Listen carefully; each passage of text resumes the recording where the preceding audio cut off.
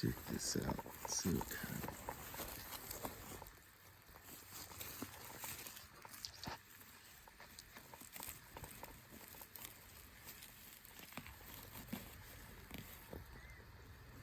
Yeah. Oh yeah, that's one of those aspen gold. These are gonna be good.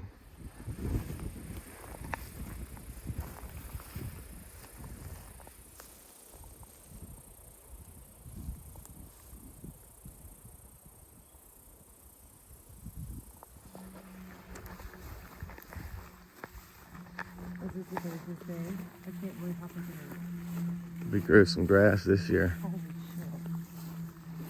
This is legit. Look at all the clovers. I haven't seen those flowers in a while. Damn, dear, you need to come eat. Holy fuck. I don't think we're gonna be able to get to where we are.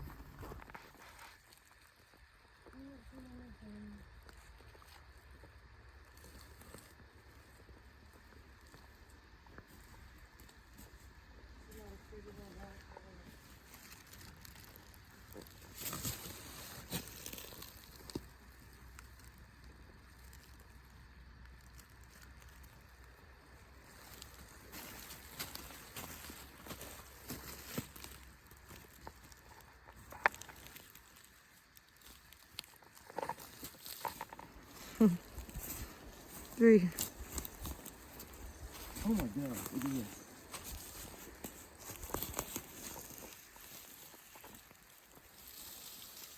Oh wow. That's huge. Jeez. That's a good one. Whoa. Check that out. That's cool. Found one.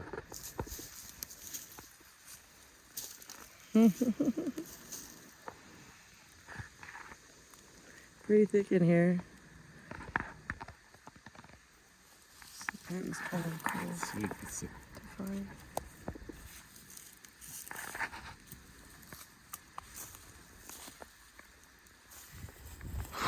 Man, I got a bug. It won't get off my face. All right. So, You check found it. you a Yeah, stellar jay feather. 13. It's very pretty. Those are cool. Nice and blue.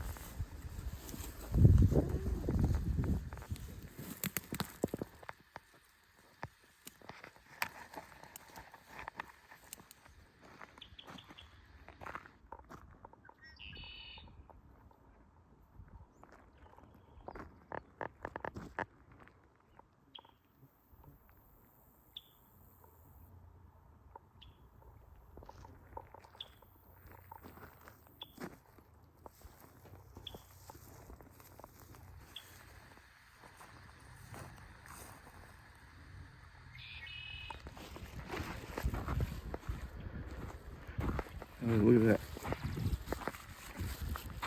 Some strawberries.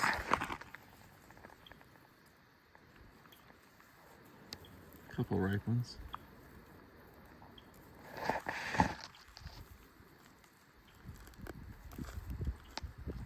Bingo. Wow, look at that big ground squirrel up there on that rock.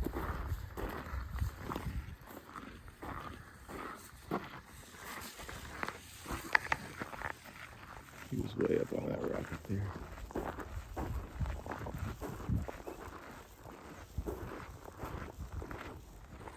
Candace just found an eggshell from, looks like a robin. The color is awesome. Super blue. Like, Interesting. really Good find. Oh, we didn't get much. I guess it's early summer still. Not a lot out there, but this is our little bit of finds we have. Should pick up throughout the summer until August, and it'll be really good then. Going back about 4 weeks, we decided it was the perfect time in the forest to gather some spruce tips from these spruce and fir trees, mostly spruce. And you can see the little tufts there. That's when they just start to emerge their spring growth for the year. And you can gather these things to do various things in the kitchen. We decided to do some spruce tip syrup. So this was about 4 weeks ago, and we're kind of had to let the spruce tips ferment for a little while in the sugar and throw a little syrup out of them. So here's some of that footage. Oh, babe. Yeah. We're gonna make some spruce tip syrup this year. There's a whole bunch. Look at that big one. That's a nice one there. There's some good ones in He's a dandy. There's some good ones in here. Yeah, I did take a strawberry to take home because he was a nice, good-looking one.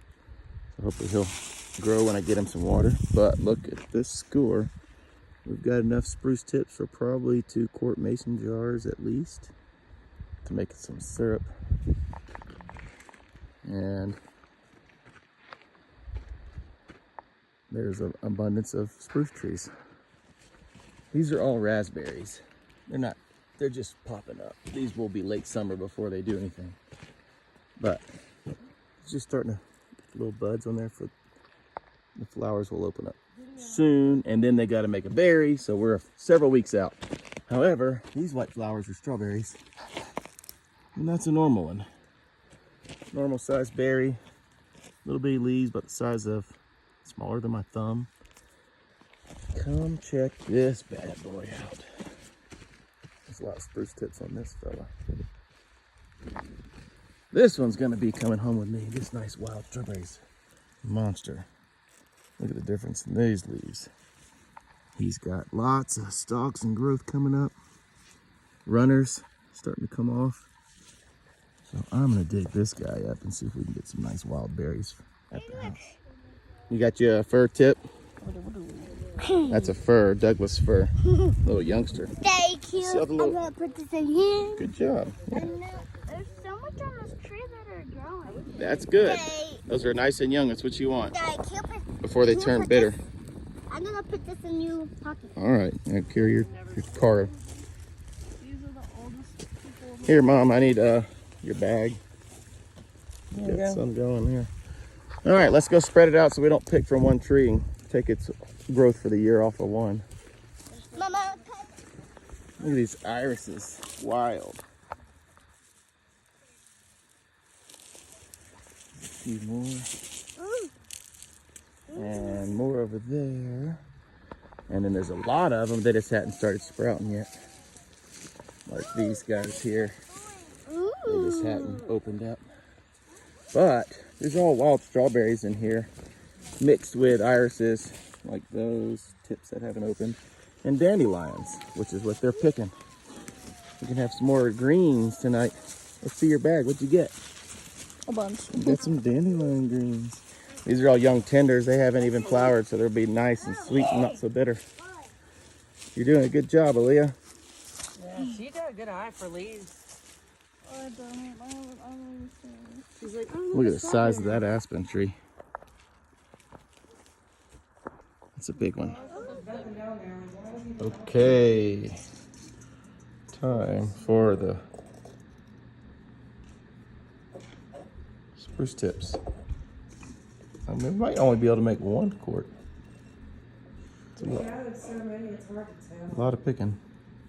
Got some dandelion greens. They're kind of in some water, getting the dirt off of those. And we got these, and then we'll just layer a little bit of sugar, and then more spruce tips. And then in a couple of weeks, we'll have syrup. All right, we got some roux going here for our gumbo. Cooking down nicely. A month ago, they've been fermenting. I'm trying to melt down that sugar now. This is the spruce tips. So making some syrup out of those guys. And then in here is just chicken bones and skin boiling down for a stock for the gumbo. Woo! That's hot. So if you look, this is the after fermenting or sitting in the sun for a month. This is the white sugar one, but you can see the spruce tips have made some liquid in there, but it hasn't dissolved everything. So I'm sticking them in some simmering water to kind of help dissolve the rest of that sugar. Then we will strain all this and we'll have a clear spruce tip syrup, and I did some with brown sugar. We'll have the brown sugar ones as well. But there you go. That's what it looks like after 4 weeks. So we strained out the spruce tips. I kind of skimmed off some of that bubbles. Now we will take what's left and put our syrup into jars. That's a lot. And give it a second. Up and in. Poof. There we go. All right. So it looks like out of the 4 jars, we got All right, so finishing up with the gumbo, I'll show you a few things that we put in ours. Everybody seems to do gumbo differently regionally across the state of Louisiana, even though we're in Colorado. But the thing that will make or break your gumbo is buying out-of-state sausage. This is Louisiana sausage. We had some friends drive this out to us. You can see it's not hot doggy. There's actual pieces of meat and fat and seasoning all in there. Some of them are green onions and jalapenos. This is just a regular smoked. You gotta have this. Onions, celery, bell pepper. You gotta put a few bay leaves. And I'm just gonna start going with what a typical Cajun seasoning is. You gotta start with salt. So we're gonna add salt in there. Garlic powder. I don't mess around with that stuff. Onion powder. Black pepper. Cayenne. Paprika is like kind of the thing that makes it really red. Don't be shy with that one. We put a little parsley in our gumbo, so that's going in there. I put thyme. I don't know if I got the time to add this. All right, so that is pretty much it. And there is our Cajun seasoning that's gonna go in here. All right, the rest of this stuff is just chicken thighs cut up, the sausage, you got some hot sauce, a few actual Cajun seasonings, because I don't think you're a real Cajun unless you use like 5 or 6 at the same time. All right, over here, we've got the roux finished. That is the color you're looking for. This roux wasn't just done with oil. This was like a butter and oil deal. And then it is time. These guys have been boiling for quite a while. It's bone, skin that I cut apart a while back, froze. Time to strain that out, and that'll be our broth, and everything's gonna start going together. All right, so this is the roux. You can see that is this flour and oil, in this case a little butter and oil, and you just go in a cast iron skillet or some heavy pot skillet and let that go super slow for quite a while, 20, 45 minutes, depends on how much you're making, maybe longer. But you just stir this stuff into your broth and water. We might add a little bit more water in here, and this will thicken it up / give it that rich gumbo goodness. You just add a little bit at a time until it's all incorporated. All right, everything's gonna go in now. We'll add this vegetables first.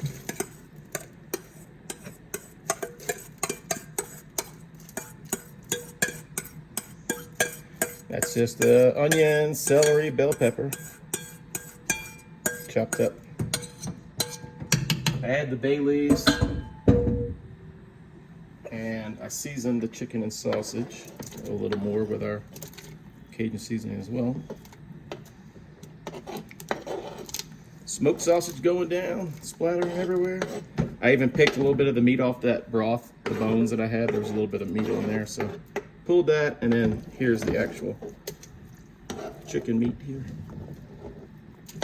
Boneless thighs, chopped up and seasoned.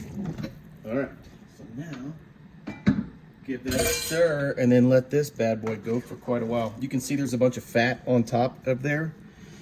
Probably the most important part of gumbo, in my opinion, is somebody that can skim all that off. So we boil this for quite a while, and then before we serve it, we want to make sure that we skim all this nice fat stuff, or you'll end up with Heartburn City and not the best gumbo. If you never knew, pressure change at altitude. There's what ice cream looks like at 9,000 feet. They usually tape these things shut in the freezers just because they blow up. So there is air in ice cream. Because these peaches were on sale and in season. They're nice and squishy. I don't want to peel them, so I'm going to blanch them and then peel the skin off to do a dessert during our camping trip. So Let's do the blanching process now. And this will be a prep that we'll do for our camping trip, so I'll have to splice this video into our camping video. But we'll boil these for like a minute, maybe 2 minutes. The skin should split. We'll be able to drop them in some ice bath and then peel the skin off. So we'll give them just a little bit to go in there. There it is. So they boiled just for like 2 minutes, 2.5 minutes. Oops. They're in this ice bath getting chilled down. And then I will peel the skins off of these, slice them up, put them a little cornstarch and some brown sugar, cinnamon, vanilla, and it's gonna make the dessert topping that we got going on. All right, there we go. Those are the peeled and chopped up peaches. They're sour and they're sweet at the same time, and they're really juicy and flavorful. We're gonna put that brown sugar and everything in there. It's gonna be awesome. Okay, so what we were supposed to do was actually a camping trip. Kids got sick, lots of bad things, so we canceled that trip. So we're using some of the items that we already bought to go camping. I'm just gonna replicate it here on the stovetop. This is yellow cake mix and just the normal instructions. If you pay attention to the video, you'll see a day or so ago where we actually made the pie filling. I couldn't find pie filling in the store, so we made our own. So anyways, it was with peaches. We got some peaches that were in season, so we did that. But we got some cast iron. This is supposed to go on like a campfire. Got a cast iron pot on the stove right now with some melting butter. And this guy is gonna go inside. It's gonna be like a peach cobbler. If it's not all stirred in, that's kind of good for this recipe. It's like a cowboy campfire cobbler. This is compliments of one of my Marine buddies, Chris Dukas. Show me this one. All right. Now, let me get this guy out, which is our pie filling. And we're just gonna do the peaches right on top and let it cook all in. I'm gonna throw it in the oven. Whoa. Oof. Yeah, spread it. A little spread. Never hurt anybody. All right. Kind of like that. That's it. Instapot rice, you may ask.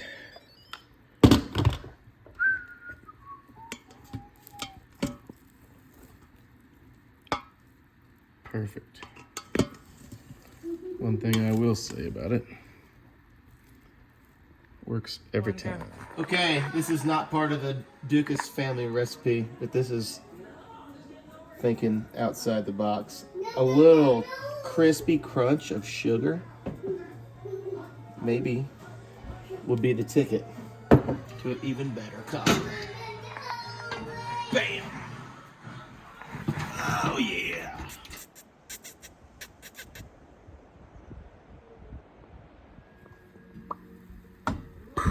Cobbler's done. Well, the gumbo's are all finished. Everything's added. One last thing, and that's some green onions. Kind of top it off. That's the color and consistency you're looking for right there. Woo. Okay, how you serve this thing up? Get you a few spoonfuls of this over some steamed rice. You want it to be nice and soupy. I made a tremendous mess. That's awesome. Got some weather rolling in. It's already hitting over there near Pikes Peak. It's like 2-inch hail. But I want to try this. That sausage is so much better.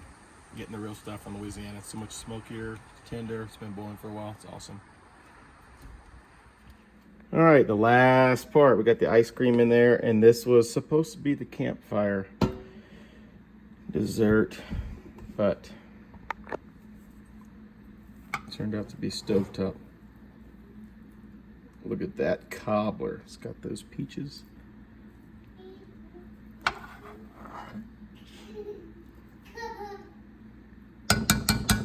And that's that.